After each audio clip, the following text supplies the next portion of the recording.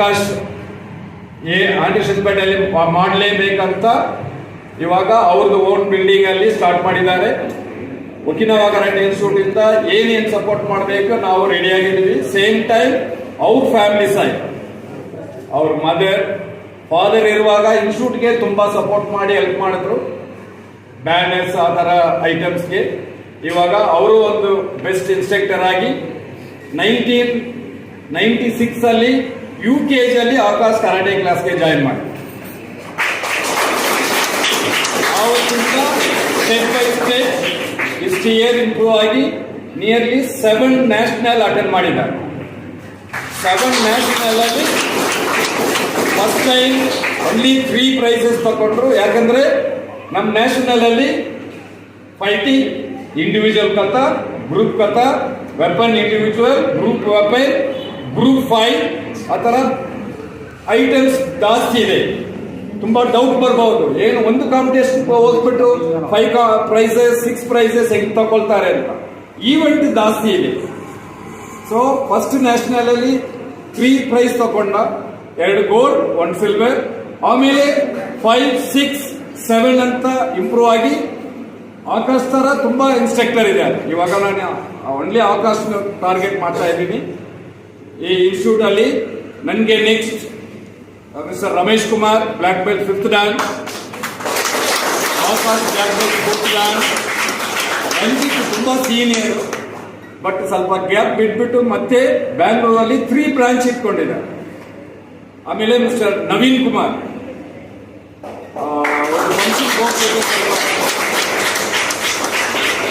High tech employee, but ಒಂದು ಮ್ಯಾರೇಜ್ಗೆ ಹೋಗ್ಬಿಟ್ಟು ಸ್ವಲ್ಪ ಲೇಟ್ ಆಗಿ ಬಂದು ಅಟ್ಲೀಸ್ಟ್ ಜಾಯಿನ್ ಮಾಡಿಕೊಂಡ, ತುಂಬಾ ಒಳ್ಳೆಯದು. ಶೈಲೇಶ್, ರಾಜು, ಮಿಸ್ಟರ್ ರೇಖಾ ಮೇಡಮ್ ಸ್ವಲ್ಪ ಮುಂದೆ ಬರಬೇಕು. ಅವರು 99 ಕರಾಟೆ ಕ್ಲಾಸ್ ಕಂಟಿನ್ಯೂ ಮಾಡ್ತಾ ಇದ್ದಾರೆ. ಗರ್ಲ್ಸ್ ಅಲ್ಲಿ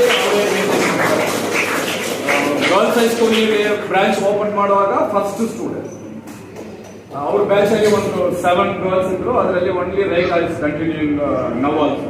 ಮಿಸ್ಟರ್ ರಮೇಶ್ ಕುಮಾರ್ ವೈಫ್, ಅವ್ರ ಮಕ್ಕಳು 2 ಇದ್ದಾರೆ. ಅವರು ಬ್ಲಾಕ್ ಬೆಲ್ಟ್, ಒಬ್ಬರು ಮಂಡ್ಯಲ್ಲಿ ಇದ್ದಾರೆ, ಒಬ್ಬರು ಇಲ್ಲಿ SLC ಮಾಡ್ಕೊಂಡಿದ್ದಾರೆ.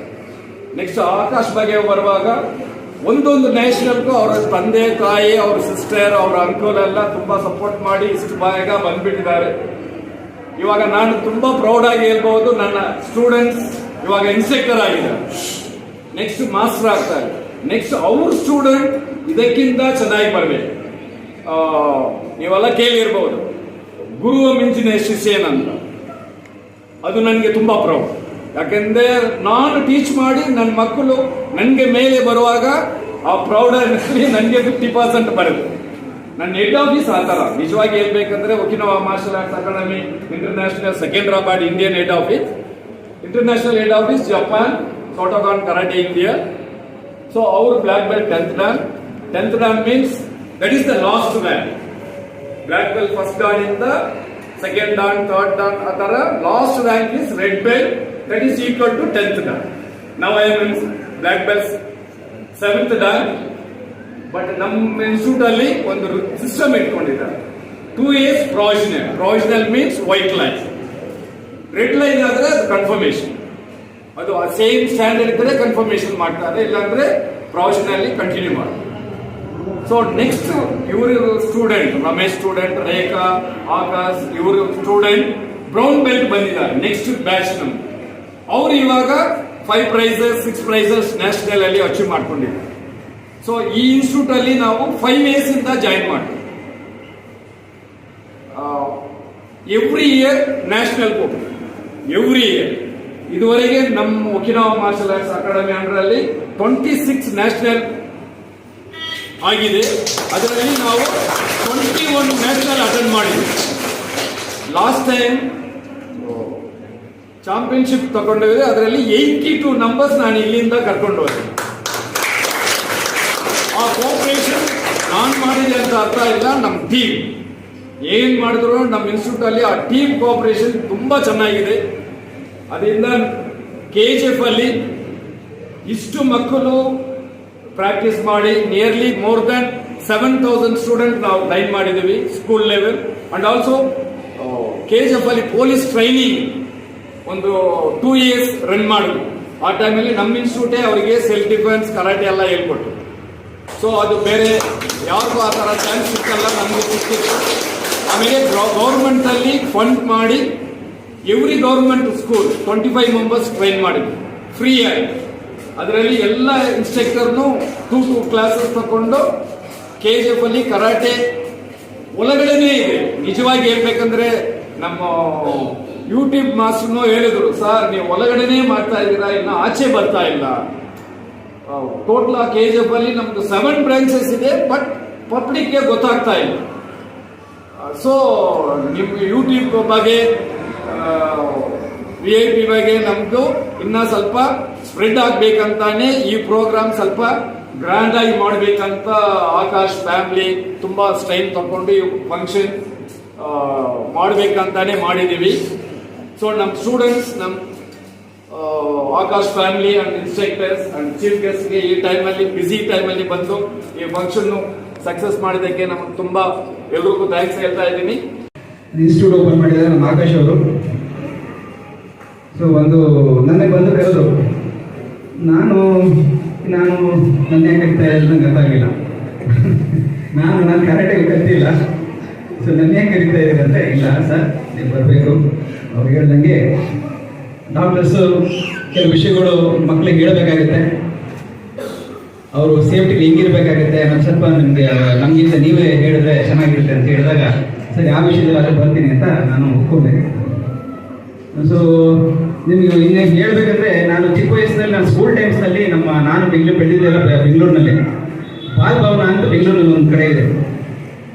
ಅಲ್ಲಿ ನಮ್ಮ ತಾಯಿ ಕರ್ಕೊಂಡು ಸೇರಿಸೋರು ನಮ್ಮನ್ನು ಈ ಕರಾಟೆ ಕ್ಲಾಸಸ್ಗೆ. ಈ ಕರಾಟೆ ಕ್ಲಾಸಸ್ಸು ಮತ್ತು ಮ್ಯೂಸಿಕ್ ಕಲಿಯೋದು ಇದಕ್ಕೆಲ್ಲ ನಾವು ಸೇರಿಸ್ತಾ ಇದ್ರು. ಸೊ ಅಲ್ಲಿ ನಮಗೆ ಇದರ ಅನುಭವ ಆಗಲಿಲ್ಲ. ಅಟ್ಲೀಸ್ಟ್ ಒಂದು ವರ್ಷ ನಾನು ಕರಾಟೆ ಇದು ಸಮ್ಮರ್ ವೆಕೇಷನ್ಸಲ್ಲಿ 2 ಸಮ್ಮರ್ ವೆಕೇಷನ್ಸಲ್ಲಿ ಹೋಗಿದ್ದೀನಿ. ಸ್ವಲ್ಪ ನನಗೂ ಗೊತ್ತಿದೆ. ಸೊ ಹಂಗಾಗಿ ಯಾಕೆ ಈ ಕರಾಟೆ ಅಂದರೆ ಜನ ಹೇಳ್ತಾರೆ ಹೊಡಿಯೋದು ಅಷ್ಟೇ ಅಂತ. No it's not like that.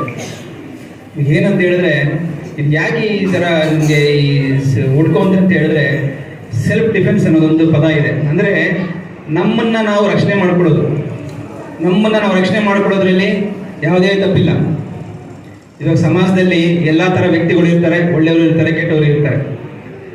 So ಹಂಗಾಗಿ ದುಷ್ಟರು ಕೆಟ್ಟವ್ರು ಬಂದು ನಮಗೆ ಹಾನಿ ಮಾಡೋಕ್ಕೆ ಬಂದಾಗ ನಾವು ಸೆಲ್ಫ್ ಡಿಫೆನ್ಸ್ ಮಾಡ್ಕೊಳ್ಳೋದ್ರಲ್ಲಿ ತಪ್ಪೇನಿಲ್ಲ.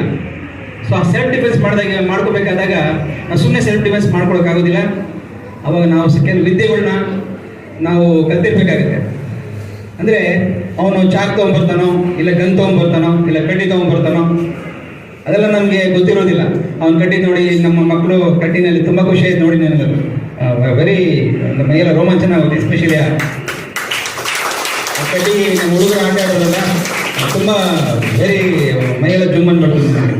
ಅದೇ ರೀತಿ ನಮ್ಮ ಇಬ್ಬರು ಹುಡುಗರು ಮಧ್ಯೆ ಆಡಿದ್ರು ಫೈಟ್ಸು. ಸೊ ಯಾವುದೇ ಇದನ್ನ ಹಿಡ್ದೆ ಫೈಟ್, ಅದು ತುಂಬ ಒಂದು ಖುಷಿ ಆಯಿತು. ಮಿಕ್ಕಿದ ಎಲ್ಲ ಮಕ್ಕಳು ಸಹ ಚೆನ್ನಾಗಿ ಮಾಡಿದ್ದೀರಿ. ಚಿಕ್ಕ ಮಕ್ಕಳಾದರೂ ಇವಾಗಲಿಂದನೇ ಕಲ್ತ್ರೆ ಫ್ಲೆಕ್ಸಿಬಿಲಿಟಿ ಅನ್ನೋದಿರುತ್ತೆ ಬಾಡಿನಲ್ಲಿ. ನನ್ನ ವಯಸ್ಸಿಗೆ ಬಂದ್ಮೇಲೆ ಕಲಿಯೋಕ್ಕಾಗೋದಿಲ್ಲ.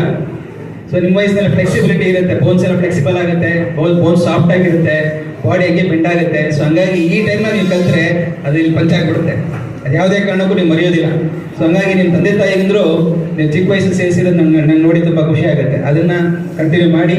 ಸೊ ಮುಂದೆ ಬರ್ತಾ ಆ ಸೆಲ್ಫ್ ಡಿಫೆನ್ಸ್ ಅನ್ನೋದಕ್ಕೆ ಈ ಕರಾಟೆನಲ್ಲಿ ಯಾವ ರೀತಿ ಅವನು ಚಾಕ್ ತೊಗೊಂಬಂದ್ರೆ ಯಾವ ರೀತಿ ನಾವು ಅಟ್ಯಾಕ್ ಮಾಡಿದ್ರೆ ನಾವು ಯಾವ ರೀತಿ ಇದು ಮಾಡ್ಕೋಬೋದು, ಒಂದು ಕಡ್ಡಿ ತೊಗೊಂಬಂದ್ರೆ ಯಾವ ರೀತಿ ಮಾಡ್ಬೋದು, ಒಂದು ಗನ್ನಲ್ಲೇ ಬಂದು ನಮಗೆ ತಲೆ ಮೇಲಿಟ್ಟ ಯಾವ ರೀತಿ ನಾವು ಅವನಿಂದ ತಪ್ಪಿಸ್ಕೊಂಡು ನಮ್ಮ ಜೀವನ ರಕ್ಷಣೆ ಮಾಡ್ಕೊಳ್ಳೋದನ್ನ ಈ ವಿದ್ಯೆನ ಸಾಕಷ್ಟು ಇದರಲ್ಲಿ ಹೇಳ್ಕೊಡ್ತಾರೆ. ಸೊ ಇದು ವೆರಿ ಇಂಪಾರ್ಟೆಂಟ್. ನೀವು ಓದೋದ್ರ ಜೊತೆಗೇನೆ ಇವಾಗ ನಿಮ್ಗೆ ಎಲ್ಲೋ ಏನೋ ಒಂದು ನಿಮ್ಗೆ ಮಾರ್ಷಲ್ ಆರ್ಟ್ಸ್ ಅನ್ನೋದು ಗೊತ್ತಿದ್ರೆ ನೀವು ಎಲ್ಲಿ ಬೇಕಾದ್ರೂ ಧೈರ್ಯವಾಗಿ ಓಡಾಡ್ಬೋದು, ಮಧ್ಯರಾತ್ರಿಯಲ್ಲಿ. ಇಲ್ಲಾಂದ್ರೆ ನಮ್ಗೆ ಭಯ ಇರುತ್ತೆ, ಅಯ್ಯೋ ಯಾರು ಬಂದ್ಬಿಟ್ರೆ ಏನಪ್ಪ. ಸೊ ಹಂಗಾಗಿ ಇದು ಏನಂದ್ರೆ ಇನ್ನೊಂದು ಪ್ಲಸ್ ಪಾಯಿಂಟ್ ಏನಂದ್ರೆ ನಿಮ್ಗೆ ಕಾನ್ಫಿಡೆನ್ಸ್ ಲೆವೆಲ್ನ ಬಿಲ್ಡಪ್ ಮಾಡುತ್ತೆ.